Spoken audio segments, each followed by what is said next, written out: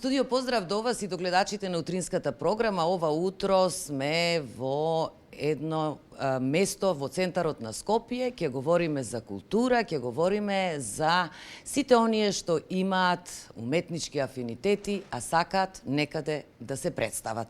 Овде сме во просторот Бруталиск, како што го нарекуваат хибриден простор, простор за креација и простор инспириран од брутализмот во Скопје. Со мене ова утро е Никола Наумовски, еден од креаторите на овој простор. Никола, здраво! Здраво и добре дојдовте во Бруталиск.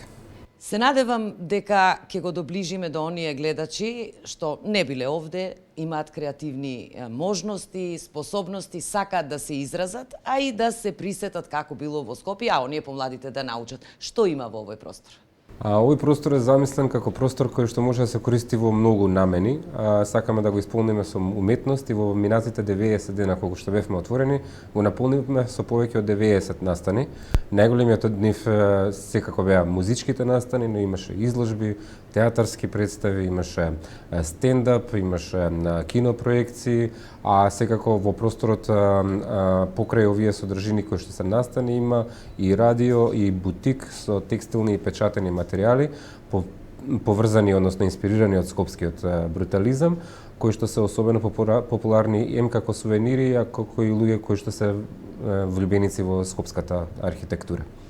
Сега, овде видов дека има книги, што се насловите, што е ориентацијата, рековме брутализмот, меѓутоа, оние луѓе што доаѓаат, им нудите се, консултирате, како ги одбирате, па ќе одиме со текстилот и само вработувањето. Видете, си доаѓаат и во принцип не одбиваме никој кој што може да се вклопи во нашите просторни и технички услови. Секако не можеме да правиме настани со премногу луѓе, затоа што просторот ограничува, не можеме да правиме настани кои што бараат посебни технички можности, така што оној кој што посакал да го искористи просторот за некаква си своја сврха и да може да се вклопи во она што го правиме, што го имаме, да, секако сме отворени. Затоа и бројката од 90 е така голема, затоа што не сме одбиле речиси никога во тоа. Во смисла на печатените материјали имаме и книжарница во соработка со Чудна шума и Темплум, тоа се локални издавачки куќи со локални наслови за деца доминантно. Познати се нашата детска програма, имаме преку 4 настани неделно посветени на децата, каде што родителите и децата заедно доаѓаат и учествуваат во настаните на Арт бригада. И овие наслови се наменети за тие деца, за малку културно да ги воздигнеме. Родителите често знаат, бидејќи настаните се најчесто бесплатни, парите да ги потрошат на некоја книга да купат за своите деца.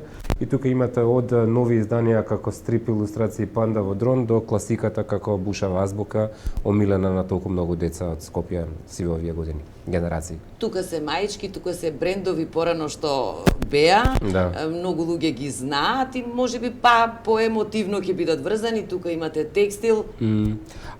Текстилот ни е поделен на две колекции. Едната е Бруталиск колекција, другата е Ретро Скопје колекција. Таа позади мене Ретро Скопје е посветена на скопските брендови кои што веќе се одамна мртви, а кои што имаат уметност на своите логоа. Како што знаете, во тоа време компаниите посветувале големо внимание на својот имидж и на своите логоа, грбови и така натаму, и користеле уметници за да ги нацртаат, за разлика од денес кој што тоа се прави многу по-генерично и со помалку внимание, и затоа овие логоа останале во главите на толку многу скопјани, затоа што се исклучително добри и затоа што се естетски вистински вредни. А бидејќи се мртви, ние мислевме дека би било убаво да ги поврземе скопјани со некогашните нивни продавници за текстил, продавници за трафика и така натаму, кои што ги нема денеска.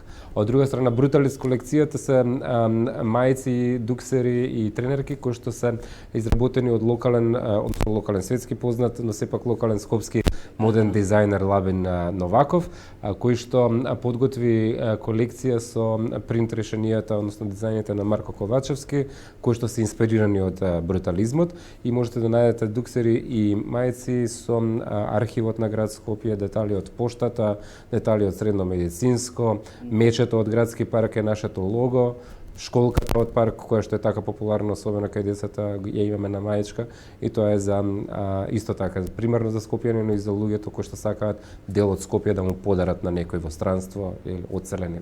Привезоци тука има, значи она се што беше, па можеби и значките што беа, пепелотресници, брошеви и така. Да, и тоа видам. Влюбеник сте во, да речам,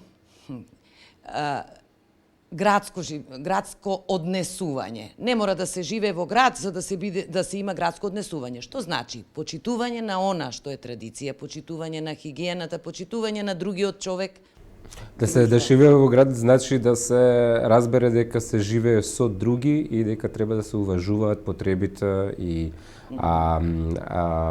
секојдневните обврски на другите. Така што градско живење, да, значи и хигиена, значи и култура, значи и комунални прашања, значи и струја, и вода, и јавен превоз и така натаму. Оно што е што подразбирам јас под градско живење, значи осет кон заедницата, осет кон другиот.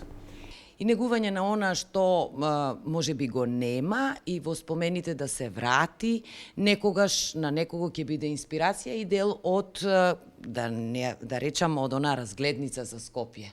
Го има многу убаво во спотот на Леп и Зол Скопје, па ова може би ќе биде еден дел. Се надевам, времето ќе покаже, сега сме само 3 месеци стари, имаме уште многу фурни леп да јадеме за да достигнеме некои си познати луѓе како Леп и Зол. Лично задоволен? Да, многу. Да го завршиме ова утринско јавување од овде, од овој простор Бруталиск со она што реков јас, ама не ми одговори, само вработување.